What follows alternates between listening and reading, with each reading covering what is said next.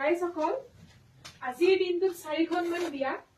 আৰু একেদিনে ইমানবোৰ বিয়া কিয় পাতে বাৰু কওকচোন ইমান দিগদাৰ হয় মিলাবৰ কাৰণে আৰু এতিয়া যে গৈ আছো এয়া 2 নম্বৰখন বিয়া এখন বাৰু মানুহজনক কিবাকে পঠালো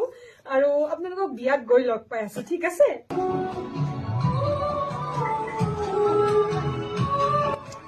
আৰু এয়া আহি পালো বিয়া ঘৰ ৰব দে বস্তু এটা দেখাও কাৰ কাৰ চকু গৈছে বাৰু পানীপুৰি কেইটালৈ এনেকে আমি বিয়া ঘৰত গৈ তাৰ পিছত অকনমান সময় বহি এয়া মৰম লগা কইনাজনীক মাত দিবৰ কাৰণে আহিলো তাই মোৰ বন্ধুৰ ভন্টি হয় আৰু এয়া আমি স্কুলত একেলগে পঢ়া মোৰ বন্ধু